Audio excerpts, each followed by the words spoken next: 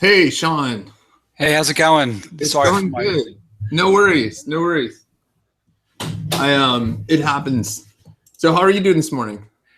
Doing well. Yeah, I hadn't used Hangouts on this computer, so I had to install it, and everything was screwing around on me here. Yeah, Hangouts is so weird. I keep like this account I have to use for this is not my primary account because it's for some reason my main account whenever I do Google Hangouts it tells me I need to verify, but then I go to verify it says you've already verified. It drives me insane. So I have to use but I've got like 7,000 subscribers on my main one. So I have to use this alternate one, then upload it to my main one, and it totally sucks. But I don't know. I need to hire some like Google Hangout Ninja person that has time and the patience to figure that out. But yeah, welcome on the show. I appreciate you taking the time. It's really good stuff. This is our 10th one, I think, that we've done so far, and it's been really great feedback. So we do these live, but not a lot of people show up live. And then there'll be a lot of people that get these out here. And then we'll take a short break in the middle for an advertisement. So yeah, and for everyone that also knows that I just broadcast everything. So we just cover everything. So the show kind of just goes wherever it goes. We kind of just talk about whatever.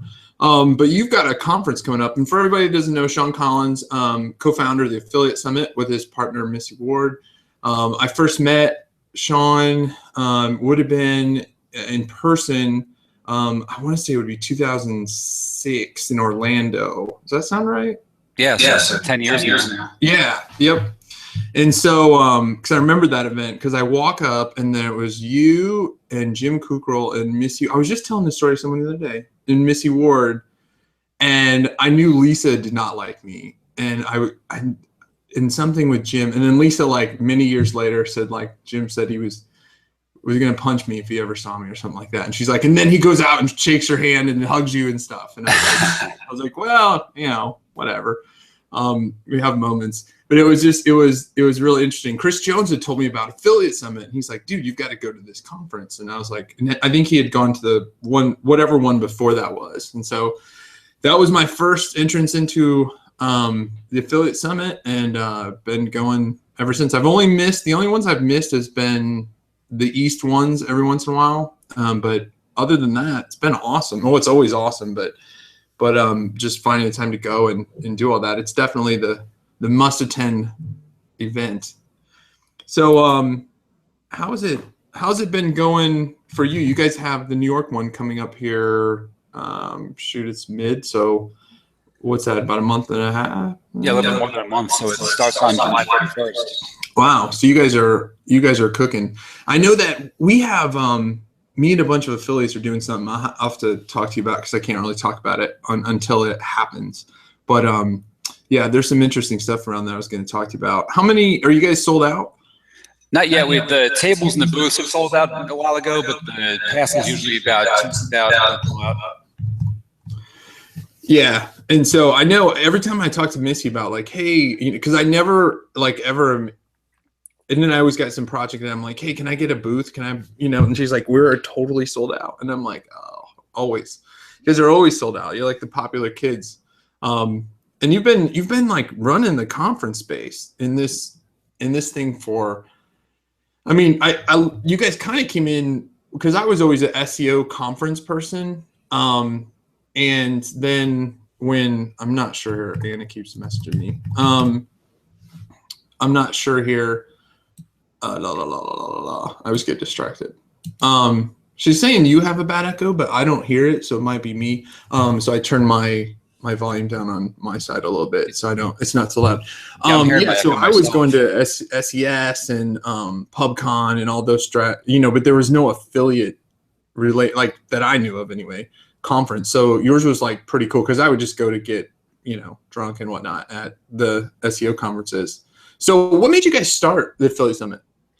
So we actually started out of frustration because there's a thing called Affiliate Force. It was a cruise back in 2000, and it was gone for a few years. And it was this guy, Herbie Olszewski from South Africa.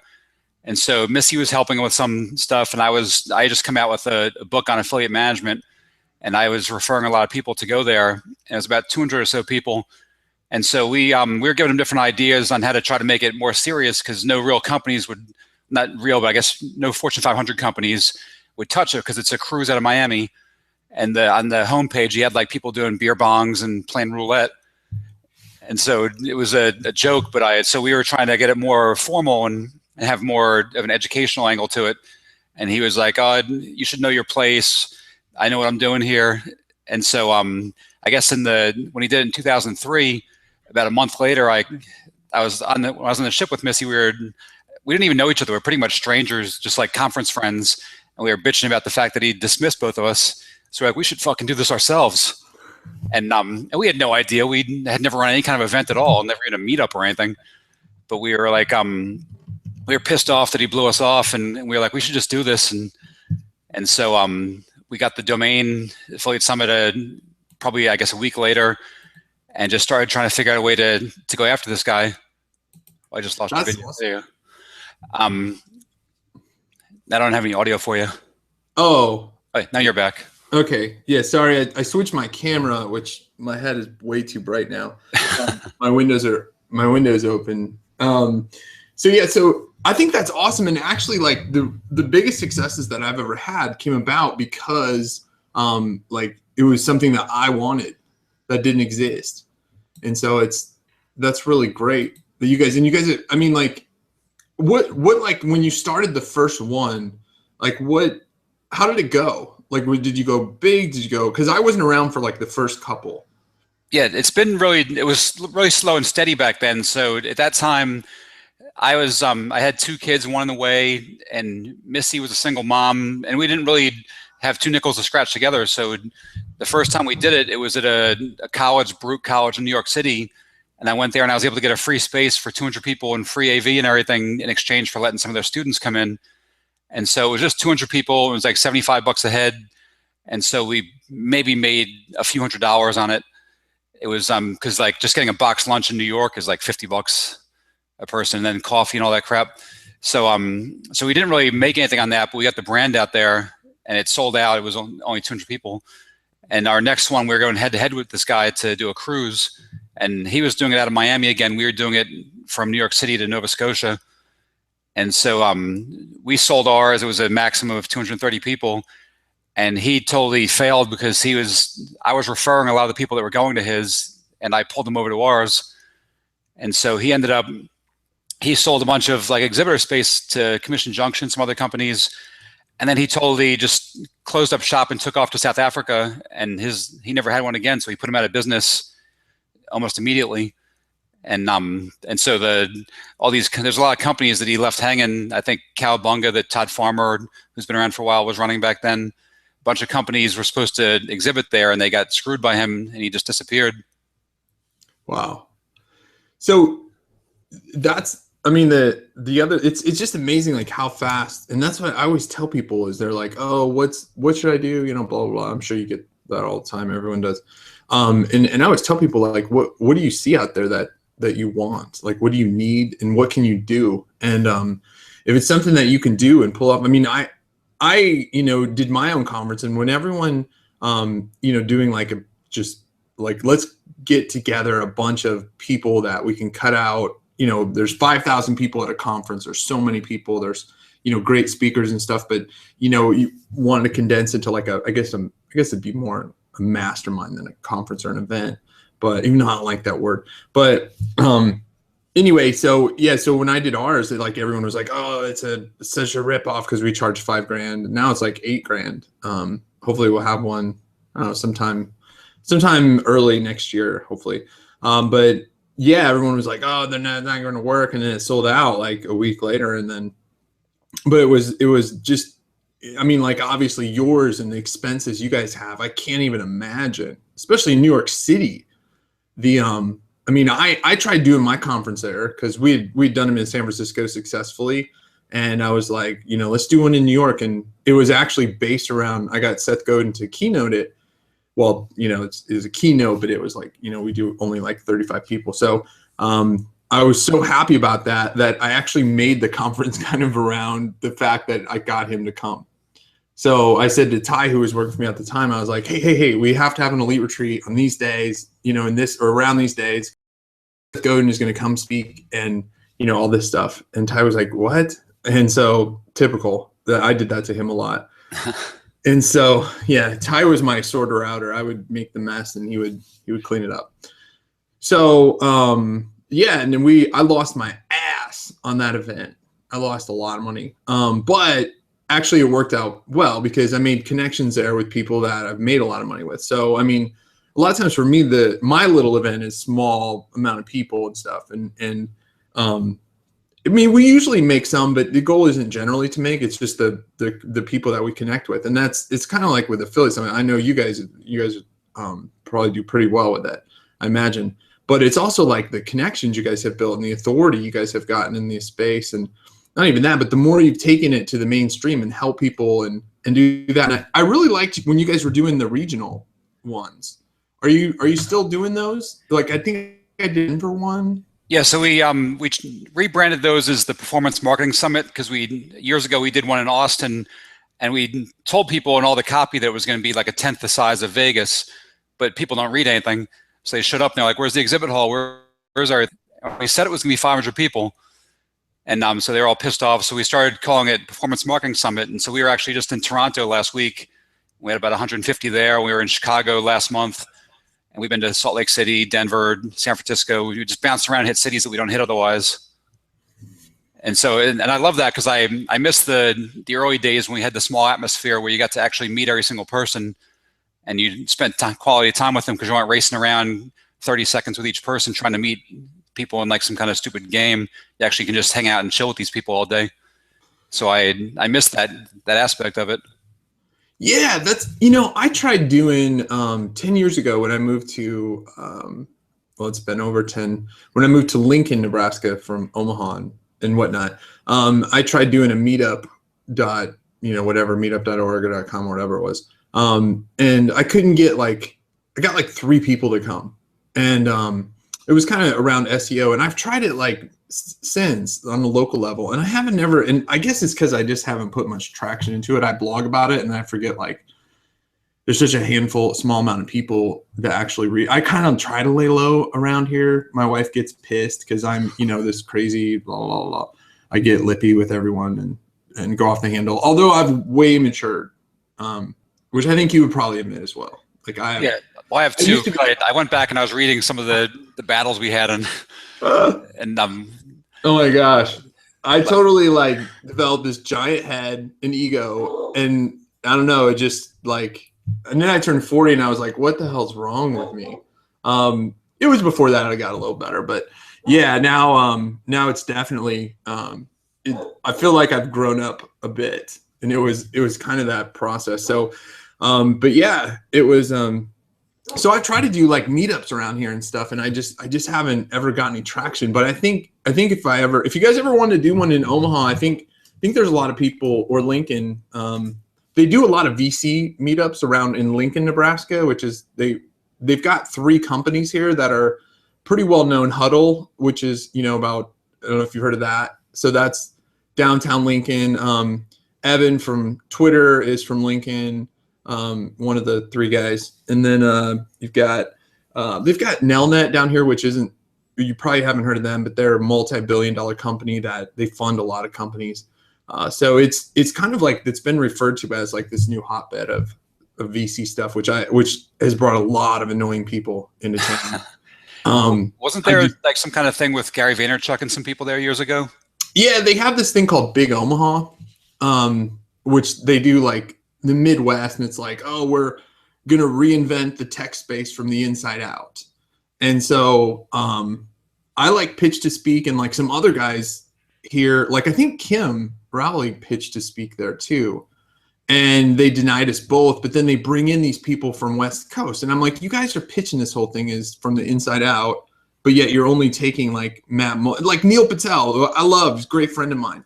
But they like, you know, they're having commercials and, you know, bringing in experts like Neil Patel. And I'm like, yeah, you guys are cool. I mean, like, I don't want to, I'm not trying to be a hater, but I mean, there's local people around here that have been doing stuff online.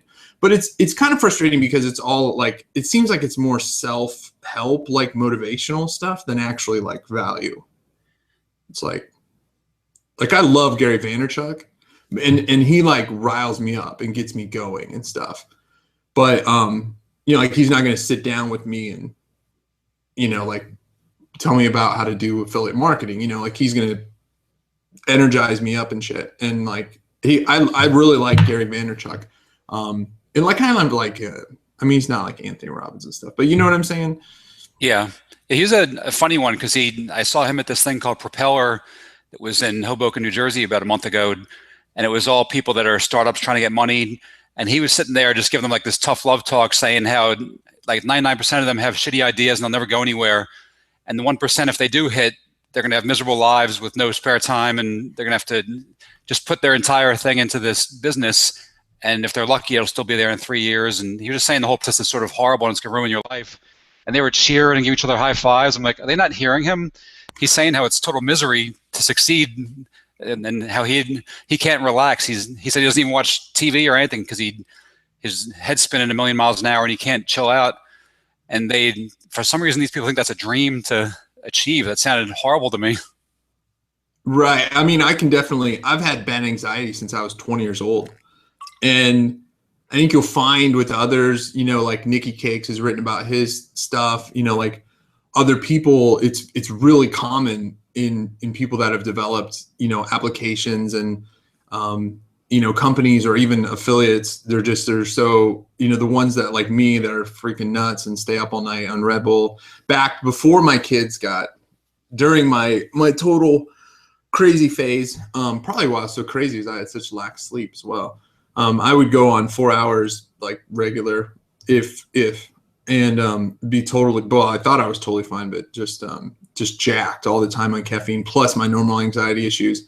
It was just, but I got a lot of stuff done and I was able to put away a lot of cash. So now I'm like chilling out. I'm just I sold the PAR program last November, you know, which set for 12 million, but wasn't like a cash deal. So like my wife somebody said that to her and she flipped shit on me. And I'm like, oh, I didn't say that, you know, like they was anyway.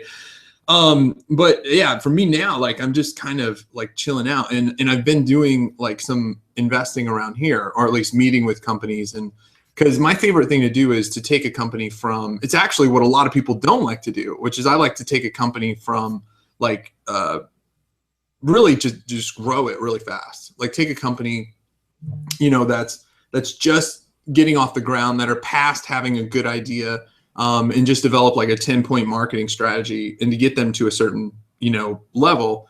And then because that's where like I'm really not good is like once you reach this level, how do we take this company and stay with it? And I've had several of those that I've been able to get them up really fast. Unfortunately, I've sold 6 websites or companies today, but a lot of those I'd had less than 6 months. And the ones I've had more than that, I just like kind of check out and I'm not interested anymore. I just love the startup phase. So yeah. And when I say that, I mean, it's like the startup of the startup, like, you know, so yeah, it's the VC community is interesting. And just, I've met with these kids who have good ideas and it's crazy how unrealistic they are. And they want like $500,000. And it's like, you guys, like, I mean, a lot of them, I'm just like, why aren't you doing this now? Like, you can just be doing this at home now. And it's just, I don't know. The ones that are able to raise money drive me insane. And I think part of that is just the ignorance here in Lincoln about that. I know so many physicians that work with my wife that just want to invest in anything. They just want to. Yeah. So they want to be like part of the cool kids. Well, I saw that so much back when I was working in like the Silicon Alley stuff in New York back in the late 90s, early 2000s. And so many ideas used to get so much money back then, so many bad ideas. And for me and all the people I knew back then, we would just go jump from job to job and we'd get some kind of equity and take a lower salary with this idea. Because like every once in a while you had some friend of a friend who became a millionaire overnight. So I took lower salaries so many times to get the equity. And then these companies they disappeared or they still haven't gone public. And so I think it seems like a whole cycle where people are falling for that frenzy again, where they're so sure they're going to fall into the next Facebook. Yeah. Yeah. It is true. Like when Vaynerchuk said, like, there was a startup around here there was a local physician who the guy was raising $100,000, and I won't go too deep into what he was doing, but he was jumping into an industry that's so deep. And I said, well, what's your user acquisition strategy? And he was like, well, we just, we put it on. And I'm like, how are you going to do credit card processing? And he's like, well, you can't do that until the website's 100% done. And I'm like, that's bullshit. You can get a merchant account. And there's all these questions. And this guy, he'd already raised 40 grand. And this guy wrote him a $10,000 check, even though I had all these things. And I was like, dude, there's no possible way I'm going to give you money. You've never started a business before. You're a good sales guy, but you know dick about having an internet website. So, I mean, like, it was a little bit of tough love, I guess, but it was just, I mean, I told the guy, I said, I'm going to ask some tough questions, but it's, to lead me to whether I'm going to throw you some cash or not. I wouldn't give that guy $1. But this guy just gave him like 10 grand. And I was just like, why would you give that guy $10,000? Like, I mean, it's not going to kill the guy, but I was like, and he's like, what kind of percent? He's like, man, I've done the numbers on similar things, and this is a multi-billion-dollar industry. And I'm like, it is. But that guy doesn't know anything about it. And I'm like, dude, you can't just jump into the highest profiting, busiest industry in the world and compete against these guys. I mean, like, yeah, anyway. But okay, we got some user questions. And by the way, I should probably wear my Beats. Our podcast, well, they don't watch it anywhere. They're a big ass company. Somebody's watching it now. So Beats by Dre, they sponsor the podcast. We also have On It. We also have Leads Market, and I'll go into them a little bit more. But if you ask a question and we do it on the air, and we answer it, then you'll go into a drawing where once a month we send out people a Beats by Dre wireless studio headset. So, okay, Shawn, let's see. What is your best strategy on getting sponsors for the event? So we have a very backwards way that we operate. We've never had a salesperson at all. So we have everything self-serve. One frustration we had when we would buy booths at AdTech and some other places was that you had to talk to somebody. They wouldn't just have all the details on the site. So we were like, that's a miserable, annoying thing. We don't want to be pitched. We know we want to get a booth. There's no reason to talk to them. So we made it all self-service. And we've just managed to make it an event that people want to sponsor and exhibit at and get the big sponsorships. And so even a $40,000 sponsorship, that's self-serve. We're not selling it to anybody. So we've done everything since we had no background in events, we've done everything backwards and just made up ways to do it. And so and both Missy and I, we love marketing, but we hate selling. And so we just chose to never sell and made it work somehow. Yeah, you just make such an awesome thing that they got to come to you, like Facebook or like anything. I had a thing like that with my ringtone site where it's just like, I mean, that's what got me into this. The AdSense check happened because like I never thought a site would make $1. And then Google actually calls me and walks me through pasting the AdSense code. I mean, like, that's how bad I was. Yeah, and so, I mean, with ours as well, it's been interesting. Okay. Who is the most memorable speaker you've ever had? To me, my favorite, which I guess would be the memorable, is Cory Booker, who's now a senator from New Jersey.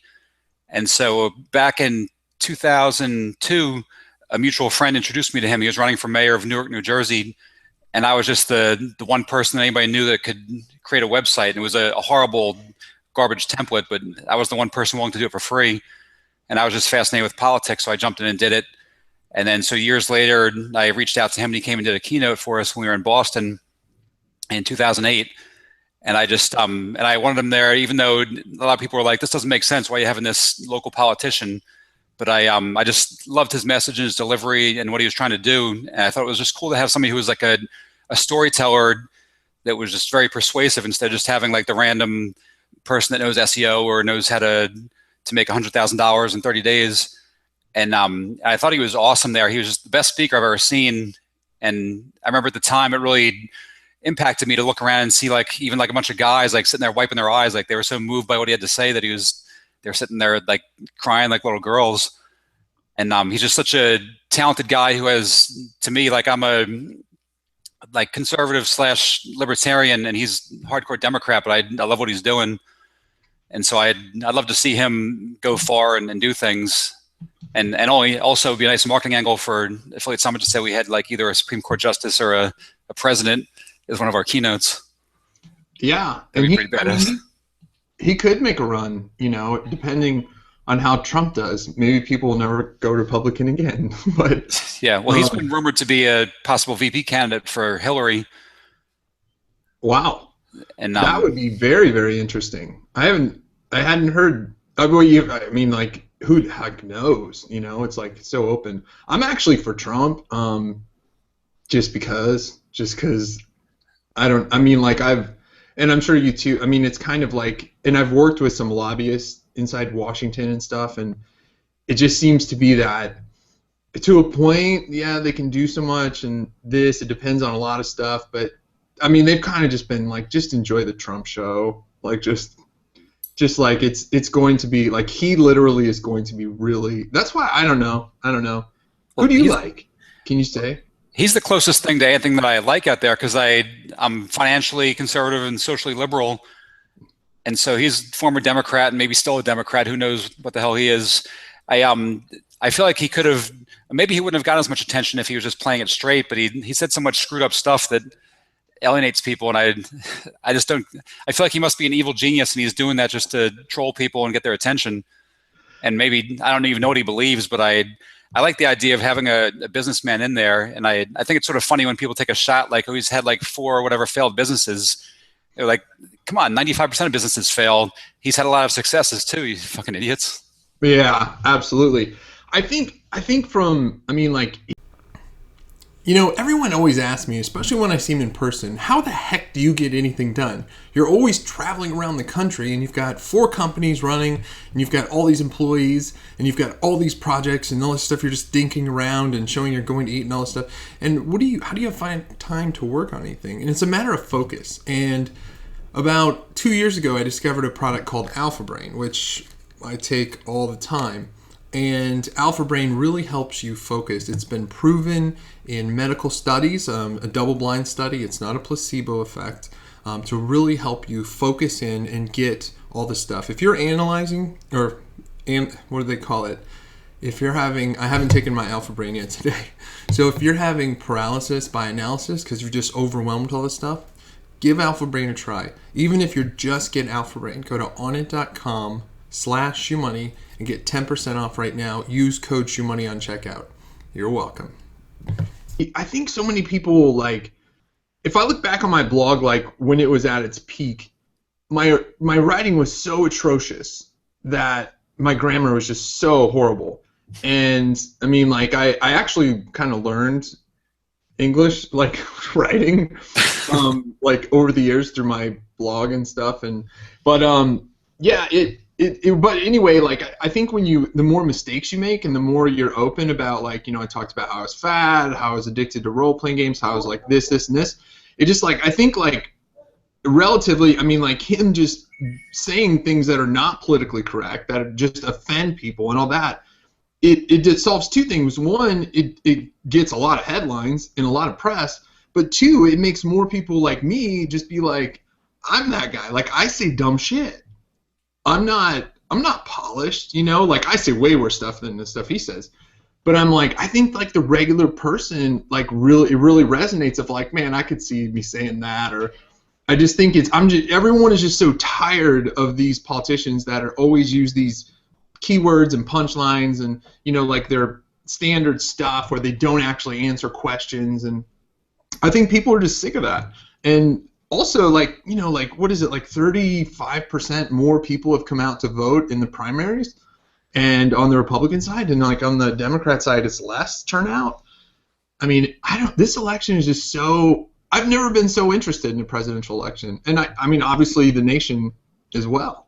Yeah, so, yeah. It's exciting to me just from, like, a marketing standpoint to see how he works the media, and he just constantly owns the cycles, even if he says something totally nutty, or like on Cinco de Mayo, he posts some goofy picture of him eating like a taco bowl.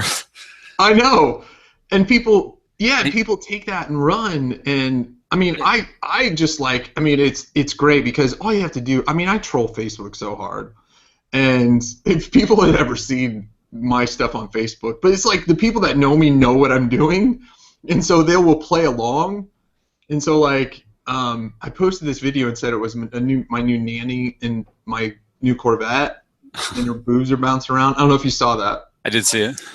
Huh? I saw that. Oh my gosh. That guy, and the thing is, my friends that knew, like, were at the beginning being like, oh, you're shifting really well. Like, they're just totally, like, acting like they're not even seeing anything. I don't know. It's just so much fun. And I don't think, like, I actually think his campaign sometimes is like, oh gosh, how's that going to play out? But it's just so crazy. Okay, we got some more questions here. Okay, how does the balance working remote with Shawn's co-founder go? Like, the question is, do you guys use certain apps to stay on task all day, or do you do daily scheduled meetings, or what's your guys' work balance stuff? So fortunately, both of us are pretty similar in that we can't stand using the phone. So we talk on the phone maybe 3-4 times a year. And so it's all like texting, IM, email, and we use Podio with just all of our employees. They're scattered around South Carolina, Virginia, Boston. And so nobody really talks to each other except for when we're at the conferences. So we just use Podio to run things, and then we're all in like Google for work, or whatever it's called, the branded Gmail. And we use the chat in there, we text, and so it's I think if we're too similar in a lot of ways, so that if we actually worked in the same office or even the same city, we'd kill each other. And and having the distance is actually probably the only way this could ever work this long. And so are you guys both from Jersey? She's from Long Island. Got it. But you guys are both you guys got the accents. I mean. Yeah. My parents are from Queens and New York, and I feel like our dads are both pretty similar, and she's half Irish and half Jewish, and I'm Irish, and so we had like a similar upbringing. That's awesome. Yeah, it was interesting, and I've told her this too. Like, I always thought when I first met you guys, and this is, like, it's probably totally whatever, but I was like, okay, she's like the beauty person out there bringing things. He's got everything, really running everything. It was just a perception, like the idiot that sometimes I am. But I got to know her, and I was like, damn, like, she's a true businesswoman. And there's a lot of powerful women out there, but in this industry, like, just so people don't think I'm a complete ass, a lot of people do use beauty to lure people in. Okay. Yeah, definitely. Yeah, one thing that people probably don't know about her is that she went to college to Duke, a very good school, when she was like, I think 16. So she's like Doogie Howser. And she was like, I sort of backed into University of Maryland back when I was living in state, and I had bad grades and a bad SAT, and I just happened to like fall in there, luckily, just because I was in state, I guess. But she was like this genius that goes at 16 to a prestigious school.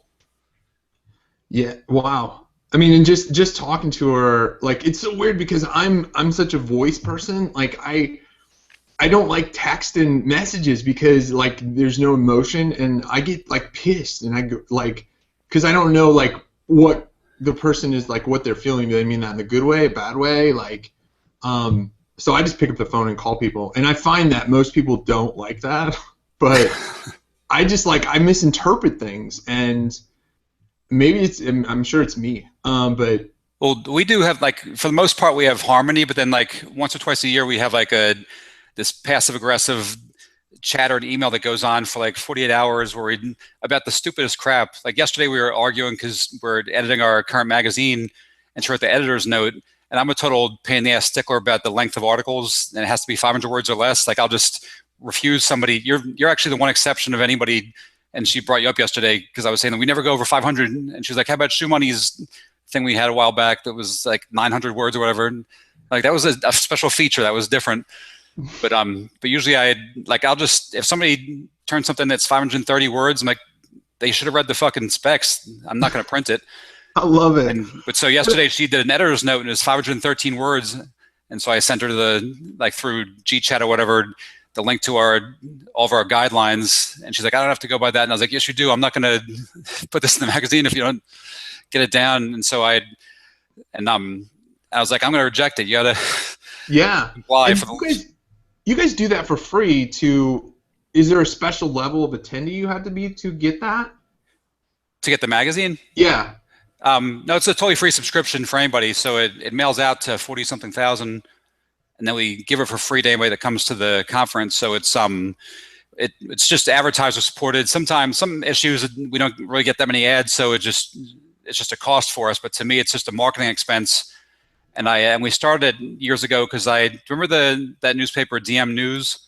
Did you ever see that? It was, yeah, I saw it. so it was like a regular newspaper looking thing. But there was one time at an ad tech years ago, we were buying a full page ad during the ad tech issued, and it was like 10 grand or so.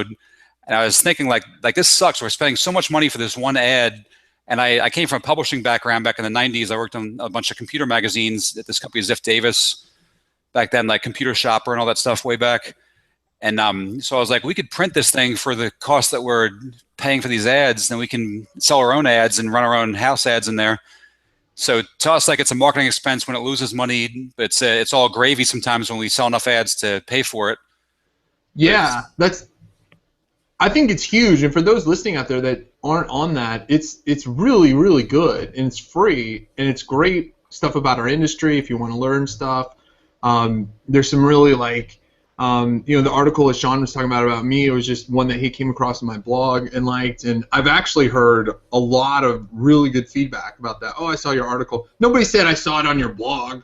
People are all like, which is awesome. I mean, like, for me at this point, with blog readership the way it is, I mean, my blog's declined, probably 70% since, the feeds, went to crap and all that stuff. And, it's more like I feel like I use Facebook more as blogging than, because, like, if I have something to say and stuff like that, unless it's something very lengthy, but it's weird. Like, what do you think about the blogging? Yeah, I feel like both blogs and forums pretty much got killed by Facebook. And I still blog mostly on the Affiliate Summit blog, but on some other sites too. But the numbers have gone down tremendously over the years. And I turned off comments a long time ago because I would have the RSS pushing to Facebook, and people would talk about it there, but they would never comment on the blog. So yeah. I'd rather just have no comments than have one or two for a post. Yeah, I came up with this new idea. You tell me what you think. But I was actually thinking, I actually wrote a plugin that'll do this. And what it will allow is authors, like, if people want to post like good content, and I have like a select bunch, like 75% of the revenue would go to them, like in perpetuity for the AdSense ad. So it would use their AdSense thing, and I would use it through the AdSense API, so it's all like legit through their stuff. And I don't know, I was thinking about that. But you think some people would just post a bunch of garbage comments just to be in there and try to get a piece of it? Shawn Hogan, that's kind of what made Digital Point like explode with users, is because if you started a thread, it would show your AdSense code on that one forever. And so people would start there's a lot of junk threads, and I'm still a moderator there, but it was just like, and that forum is, died down. I mean, all of them. It used to rank really well, and yeah, it really seems like Facebook is just, and what Facebook is doing and everything is, it's really crazy how they just continue to innovate, never become complacent. It's very, very impressive. And even things that they see going on, like, with Google Hangouts, they quickly, they got, or Periscope, Periscope's got their cool thing, and now they've got theirs. Like, just goodbye Periscope overnight. Yeah, and the Facebook ads, I used to spend a lot for Affiliate Summit on AdWords, but I've shifted almost all of it to Facebook. Yeah, it just works so much better for us. And yeah. I'm sure I'm torturing everybody with just so many different ads. I have so many different lists that I'm uploading there for past attendees and stuff. So. And like our whole AWeber list, so anybody who's ever had anything to do with Affiliate Summit, I'm just giving them a barrage of ads. Yeah, and I think that's super cool of like what you do, is because like I love, like, all of a sudden I'll see you doing some of this stuff over here, or you're using like gosh, I've asked you probably like 3 times of like, who are you using for that? And so, because like you're always like doing some, like, I've seen Facebook ads, and I figured you were behind that. But you're kind of like, would you say that you're more geeky than Missy as far as like testing all kinds of stuff like that? Yeah, I guess so. Like I love doing like the more of the, like, she's great with writing code and stuff, but I get more of a kick out of playing around and experimenting with ads and testing with stuff like that. And one thing that we have sort of as a joke with each other is that she's become more of like the design person. And so like if one of us says the other one probably doesn't know how to do something, then they're going to go learn it. So like at one point I was telling her that maybe she wasn't up to par for doing some of the design for one of our ads. Maybe we should get our magazine design person. So she's like, fuck that. And she learned how to design well. And she was telling me maybe we should outsource our remarketing stuff. And I was like, fuck you, I'm going to go figure this out. I'm going to do it. Yeah. Yeah, that's awesome. Do you have a particular event that from the past that was like your favorite event, like just overall? I think probably just for all of our own conferences. Yep. I guess for like nostalgia wise, our very first one, just because there were so many people that are still around from back then, like Zach Johnson and Scott Richter and all these people that there's probably 20% of the people that came out of 200 that are still active in doing things. And also that symbolized so much, like just sort of breaking free. Like shortly after that, I quit my job and just started being an affiliate manager solo as well as doing Affiliate Summit. But it was just like a big moment for me that it was actually real. And also the fact that shattered this other guy's conference and that was the start of him going out of business. At what point were you able to quit like your day job or just pursuing, and were you nervous at all when you did that? So I was covering myself for a while. So for a year into Affiliate Summit, I was working at this company, Club Mom, full time. And evenings and weekends, I was managing affiliate programs for like 6 different companies, plus being an affiliate. So I was balancing a lot of different things. And like you're mentioning, getting 4 hours of sleep. Like I used to pride myself, like rise and grind. I'm so badass. I get 3 or 4 hours of sleep. I was totally killing myself. And eventually I dropped the full-time job after a year. And after about, I guess, 4 or 5 years into Affiliate Summit, I stopped managing affiliate programs. I still screw around as an affiliate once in a while, just testing things, but it's not really necessary for my income anymore. So I do it more just to keep my hands dirty and figure out how to do stuff. Yeah. But I realized, oh, sorry, go ahead. Go ahead. No, you go. Up until like 2010 or so, I was just trying to do too many things, and I was realizing that I didn't really have time for like enjoyment and a social life and stuff. And so at that time, like we decided we're going to move. We moved to I decided I just wanted to work and I could be very productive on less hours. Instead of working 60 or 70 or 80 hours, I could work 40 hours and then go out in a boat once in a while in the afternoon, or go for a hike, or just go screw around with some people and have a long lunch. And I maintained or even increased my productivity by working a hell of a lot less and getting more sleep and enjoying life more.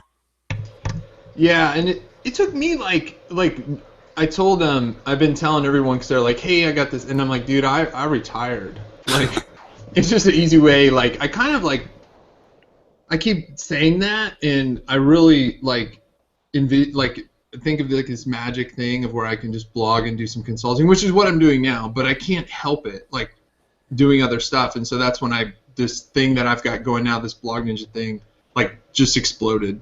And I was like, man, I love it, and it's great that it's doing well, but at the same time, I didn't really want to bring on, more employees. And how many, do you guys just use contractors, or you have actual employees at Affiliate Summit?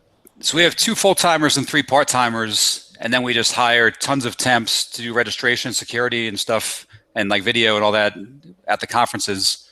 But just day to day, we just hired our 5th one recently. So for the longest time, we just had this skeleton crew of people that and we cover it, like with the exception of the actual layout of the magazine, which Missy's threatening to start doing anyway.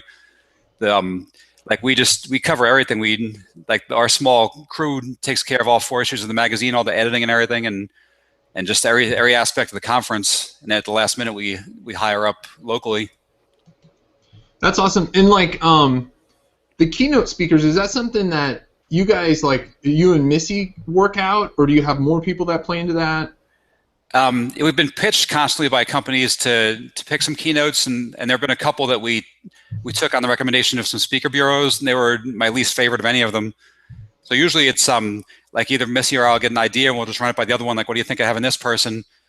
And so it's usually just in a lot of cases more of an indulgent thing for us, like with somebody that we like and we want to see speak. Either somebody who we think is interesting in the industry, or an author, like we brought in like Robert Cialdini years ago, and Frank Luntz, who's the political guy. He wrote a book, Words That Work. And way back, I guess back when we met years ago in Orlando, I forget was it Orlando or Miami? I can't remember now. But back then we had Jim Bouton, who was a former Yankees pitcher, and like we'd pick people that sort of fascinate us and hope that other people enjoy them too. Yeah. I saw a guy the other day on YouTube I was going to send you that. Have you seen the Inky dude, the guy with the arm that's he lost nerve damage and stuff like that? No. Man, he like really moved me like in this talk. I was just going to send it to you. I think he's probably getting offered a lot of things because I've seen him now at some higher end stuff like where Seth Godin had like an American Express, like he would go talk at their stuff and whatnot. But I think his name is Inky Williams. I'll send you a link to it. Yeah, I'd love to see that. Yeah. I think the one that we've had that's had the most, like it's not really a measure of anything real, but like the most views on YouTube so far is the guy Eric Thomas, E.T. the hip hop preacher. I don't know if you ever saw him, but he's done like a lot of like voiceovers for NBA stuff and everything, and he talks to a lot of different pro and college teams. But it's gotten like I think he's up to like 600,000 or 700,000 now. Hey guys, are you out there looking to further your business? Are you tired of working with companies that overpromise and underdeliver? Then we've got a solution for you. Leads Market is the industry-leading network for financial products. From short-term loans, personal loans, auto loans, small business loans, Leads Market is your one-stop destination for success. Whether you're an affiliate looking to make money in the industry with the highest payouts or an advertiser looking for clients delivered directly to your door, Leads Market is here to help. As a Leads Market partner, you are provided weekly payouts, analytic reports, as well as affiliate manager available 24/7, as well as the highest payouts in the industry. Sign up at leadsmarket.com today and tell them ShoeMoney sent you. For the views, and typically we have like several thousand for the views. Yeah, mine didn't make it that much. Well, I think after the fact, a lot of people they don't really bother with it, so it trickles in here and there. But like even like Cory Booker, who may be president one day, I think he's got like 3,000 views. Yeah, it's interesting. I mean, like when you mentioned before about keynotes and people being like, oh, he's an SEO expert or whatever, or you brought in the mayor. Well, like when I did the keynote there, it was like the closing keynote. It was like it like totally shifted my focus away from like I did all this research because when I do give talks or whatever, like I don't ever give the same talk, and I also have never pitched just because I'm supposed to. You know, like there's I think probably you get a lot of pitches from people and it's just the same old thing and whatever, and so like people are like, are you speaking at this thing? And I was like, no, you know, and they're like, why? You know, why not? And I said, you know, I don't really have anything new to say. And like with me, unless I have something like I've discovered something new or I've got some new angle or I think 2 months ago I spoke at a conference and I just completely went over my business strategy of how this blogging thing, just my thought process and what I learned, and that's what I always like to share is like what I'm doing exactly to people. But anyway, the keynote, like obviously that to me meant a lot that I was doing a keynote and I've never done one before.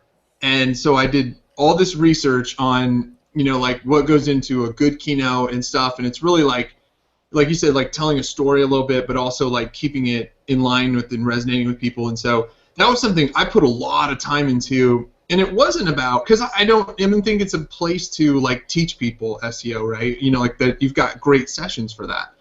And so, I mean, all the best keynotes I've ever seen were, you know, nothing to do with like training or anything like that, but it was kind of just like a life. And I just kind of shared some of my life situations and how they've paralleled to this. And it was actually just a short portion of like what eventually was a chapter in my book. Speaking of that, I want to write a book collaboratively with people about how not to fuck up your kids. Would you write it? Would you give me something on that? Yeah, I'm sure I could have plenty of stories. I've got 4 kids, and yeah, I've done plenty of stupid shit. It's just so because all the people in this industry who came into cash, or I don't know, came into it, but did something exceptional to put away money. You know, like you've got all this money to, you know, your kids, like half the shit my kids have was because I wanted them to have it. Like I bought them like hoverboards and all this stuff and iWatches, you know, they don't you know, like they're like my oldest is 10 years old and she's got an iPhone 6 Plus S and an iWatch, and she actually teaches me shit from it. But I'll be like, Juliet, how do I do this? You know, and it's nuts because I used to be that guy for everyone else. But it's like, you know, how do you, okay, so you give shit to your kids, but, you know, it'd just be interesting to see, because my kids are the most responsible, hardest working kids of anyone. Like I could go into examples, but everyone's like, you let your kid do that, you know, and all this other stuff, and I mean, it's amazing. But at the same time, like, people from the outside would be like, oh my God, your kids are spoiled as shit, you know, like, so it'd be interesting to hear viewpoints from all different people of how not to fuck up, or at least your strategy, how not to fuck up your kids. Yeah, it's a tough balance because I grew up like lower middle class, and now my kids really have whatever they want, and so it's frustrating to me to see that once in a while. Like one of my daughters is graduating from 8th grade this week, and she's like, "What are you gonna get me for a gift and everything?" And I was like, "I didn't even get a gift for high school or college graduation, and we didn't even have a thing for, like, you shouldn't graduate middle school. That shouldn't be a question." So yeah, I don't think we should even be celebrating this. Right. So sometimes I'm a little bit too blunt, probably, and she's probably like, "My dad's an asshole." Yeah, like, I just like, whenever my kids say stuff, I'm like, you know, maybe you should say like, gee, Dad, thanks for these lights. You know, like, thanks for this heat. Like, you work. They forget about little things, like my kids sometimes do. And I'm like, yeah, I grew up like lower middle class as well, where, I mean, I never had name brand anything. I never had like a pair of Nikes or a pair of Levi's. It was always like, you know, Sykes or whatever they were called back then. Yeah, I had the 5-stripe Adidas. Yeah. Now I got the Firebird suit. I actually now, like, it's funny. Like, I find, like, you know, original Air Jordans, and I don't even wear them. But it's just like nostalgic. On my desk, I have the Billy Ripken fuckface card. I don't know if you ever collected baseball cards, but it's just like, I think it's worth like $1 or something. But yeah, it's right here. It's on my desk. It's got, for those who don't know, this is the most printed baseball card in history because it says fuckface on the bottom of his bat. And then they tried to cover it up, but they didn't. So they did a whole run of those, and then there's like 5 versions of it. There's like a whiteout, a black box, and a whatever. So it's the most printed baseball card ever. But yeah. Anyway, I mean, like, that's the thing I like about you guys is you've always kept it, you know, keep it real, if you will. Like, you and Missy, you know, you say fuck if you want to say fuck. You know, you do the show the way that you guys want to do it, and I love you guys are like, you know, fuck you people that are, you know, trying to scam us and using badges from last year and all that. And if we catch you, you know, we'll make you famous for being a scumbag. And believe me, I would love to help. I've always told Missy, I'm like, just tell me, you know, just like, that's such a shitty thing to do, especially when you guys like make it so affordable for people. And, you know, like, you guys are so generous with giving away passes and all this stuff where it's like, really? You guys really, really want to do that? It's just, yeah, don't do that, okay? Because you will be famous. You'll be famous for being that guy. And if anyone knows who you are, you will definitely be famous for being that guy and a shithead.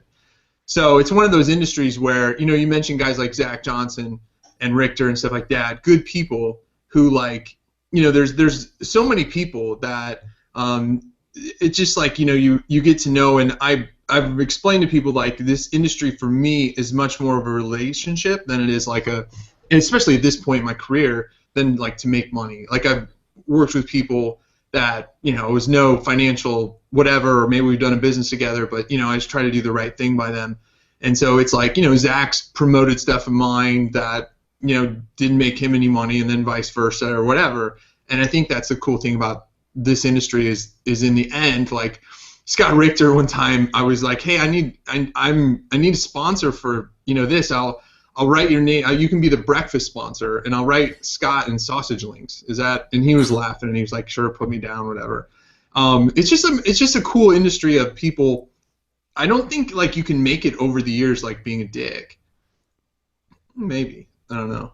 I know I shouldn't say that because I know a few guys off the top of my head, but for the most part, like, yeah, I would say so. I mean, for the most part, you know, there's good guys, I should say, like, business-wise. Like, there's not a lot of people that last long in this industry pulling shady shit, like make a stupid conference badge, and then that'll close off bridges forever for you. Yeah, and I'm very black and white. If they steal from me once, they're dead to me. Yeah, yeah. I used to use that saying all the time. You're fucking dead to me. But I would joke about it because I was like, "Hey, buy a box of freaking Girl Scout cookies, or you're dead to me." Yeah. And that stuff. Let's see. We got like let's see. Has there ever been a business? So the question is, has there ever been a business that's been formed at Affiliate Summit that made it big? I mean, I would say there's probably 100 every Affiliate Summit. Yeah, I guess we don't necessarily know what happens from people. Like we've constantly had people tell us that they had they learned something or they met somebody and it exploded for them. But I guess we don't really keep a tally of who's done that. We've had plenty of people also that have met there and they're like engaged or married and stuff. And wow, that's really interesting. I think, you know what? Have you ever thought about doing a success stories where people could submit? Like, I mean, I would probably have one for every event of people I met there, and I was like, wait, really? You know, like I can buy data from this place, or I can sell, you know, this here, or, you know, just like every time. And it's such a different experience when you meet people face to face. Like I've had so many dealings with so many companies on, you know, like either being a publisher or an advertiser. And then when you meet them face to face and they actually realize what you're doing, or I all of a sudden realize this guy who's been annoying the crap out of me, when he actually is in my face, like just, or I'm like just not in my face, but I actually have a chance to communicate with him, then I actually understand what the hell when, you know, he writes, you know, these giant emails. I'm not a guy that is good with that. I always email back and I'm like, just give me the bullet points. yeah. But I think that would be super cool, like to have I think it would just be endless, to be honest. Yeah, I guess we have like a very small version of that. Whenever we do a conference, we have like a recap video that's like 90 seconds long, and it has a lot of people that are saying like what they like about the conference, and a lot of them are saying how it helped build their business. And those are all like, we don't map out who we want to talk to. Our video guy just goes out and finds people. So they're not handpicked by us at all. He's just getting random people. Yeah, because I've never asked to be on that. So that's so it's funny. Like I'm not.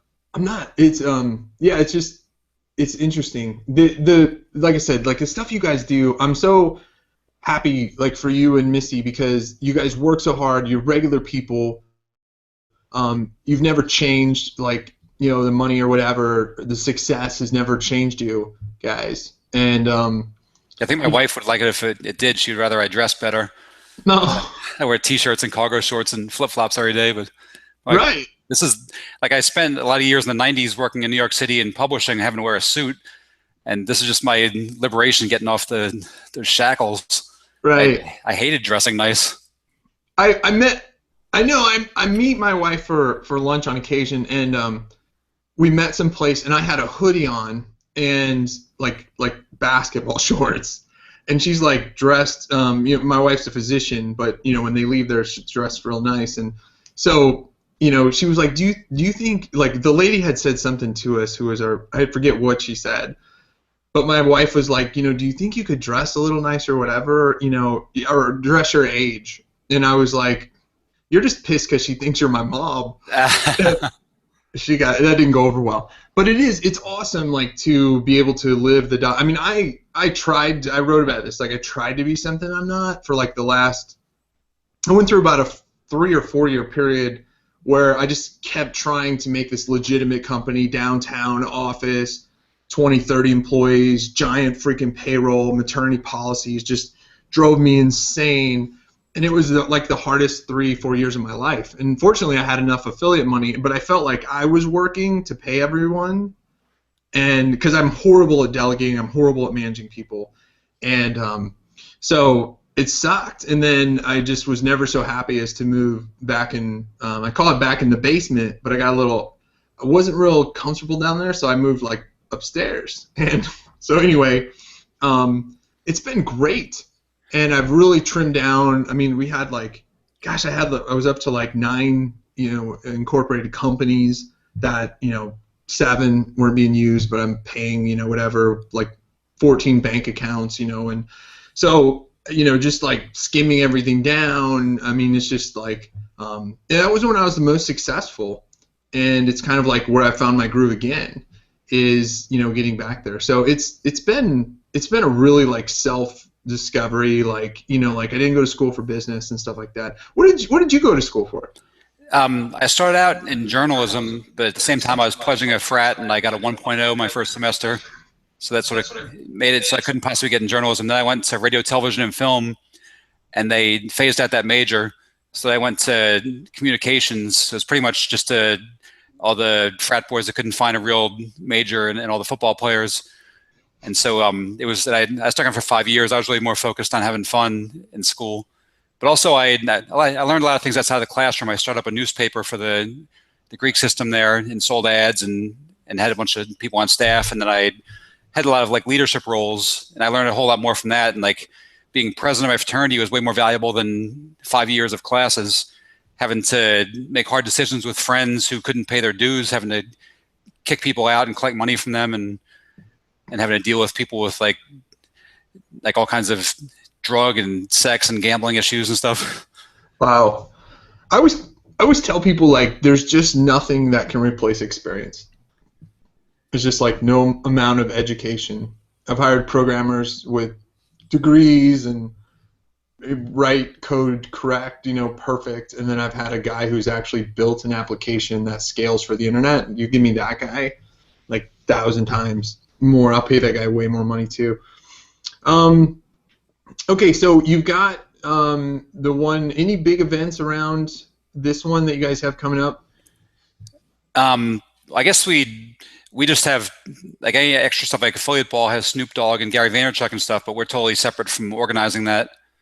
Like Share a Sale, much other companies always have some parties, but we've just let everybody else run with the nights, and we just focus on doing our stuff during the day, just because it's just too much to deal with all that. Darren Blatt is like one of the most interesting guys I've ever met, and especially how connected that guy is in the hip hop world. Yeah, it's insane. I just saw him in Toronto last week, and I'm sure he's very happy this week with the Cavaliers winning. Yeah, that's awesome. He's such a good guy, and it's really cool. Like you guys have been able to work together, because I know like there's been people that try to piggyback, off of Affiliate Summit success, and and because everyone's there and they try to have their own paid events around that and stuff like that. And I mean, obviously that's not, for you guys to decide or whatever, but it's like, it could be annoying, right?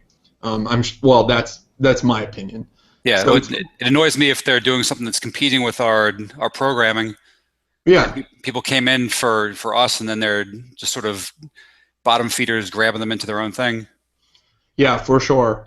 So, yeah, I've had little get-togethers, like in a hotel, like rent out a suite or something like that, and like whatever. But I've also seen people do stuff for, like just like I said, like have an event at the same time that you guys have an event. It's just and so that it's awesome that you guys have been able to work with him, and all this stuff, and it's really good. I mean, his stuff that he puts together with the stuff is like it just blows me away every time he does it. So, okay. Yeah, I'm impressed with what he does there. And one of the coolest ones was when I got to hang out with Ice-T and Coco, and I was like, this is just crazy shit that I'm just hanging out with these people. Yeah. So who's had like and I think I might know the answer to this. Well, I know the answer from Missy. But like of all the people have brought in crazy booth people and all this other stuff, who's been like the most, like you were just like, I can't believe I just met that guy? I think there was a point of time when there were like a bunch of random clowns coming in Vegas, like the guy Mystery from the Pickup Artist, and I think the funniest one was in the New York Hilton when we were there, and I saw Bridget the Midget coming through the lobby, and I was like, who is she? What is she doing here? She's all tatted up and had like a bustier and stuff, and I had no idea she was actually there for Affiliate Summit, and I forget who one of the networks had, like smallloans.com or something. Oh my gosh. And it was entertaining as hell to me that she was there. That's funny. Repping that company, that was really funny. And there was what was the name of the guy? There was a guy that worked at buyout.com that was also on the Jersey Housewives show. I forget what his name was. but he was just like working regular at their booth as an employee, but he was also on this reality show weekly. It was sort of bizarre to see him. Like I was walking down the aisle, I was like, that guy looks so familiar. I'm like, holy shit. That's funny. I thought you would say Hulk Hogan. That was like a different level. I was just so neat there, but I was like in and out with him in 2 seconds, so I didn't get to actually like speak to him or anything. Yeah, the guy that brought him, Hargrove, who owns, they were doing a hosting company around him at that time. But he's the guy I've had him on my show before. He's so impressive on the stuff he's done. He took a company to public, and then was in Forbes as worth 270 million on that day, and he's had a lot of successes. And he was a WWF wrestler, so oh, wow. Yeah, he was what they call a jobber. So he would always be the guy that loses, you know? But yeah, so he's got a lot of connections, and he's just been in all these other industries. And I told him, because he said he was really trying to get, for January, I think I might have told you, he was trying to get Mike Tyson, and he was saying that like it was done, and then like his people were like, oh, we got a better offer, and essentially.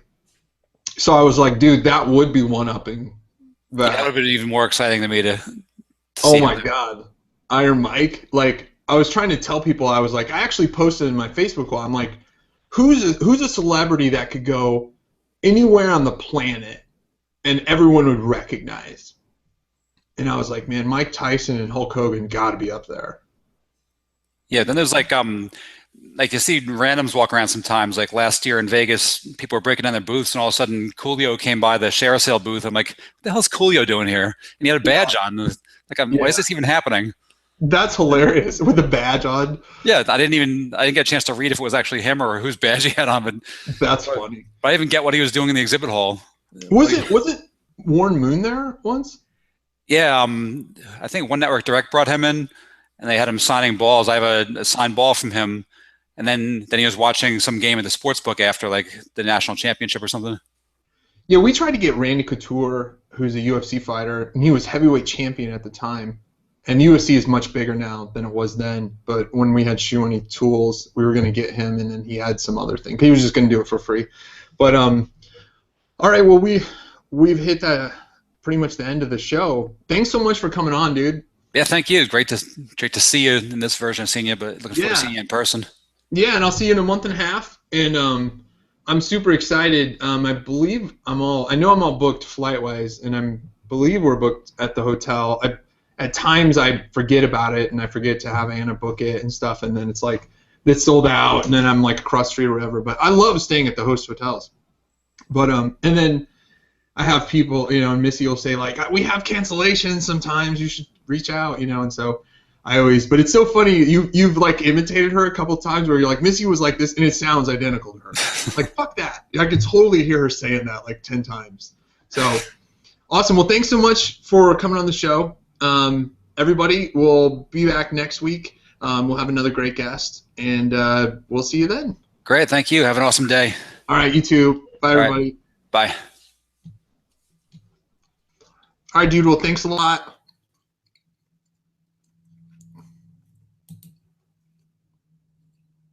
Dun, dun, dun, dun.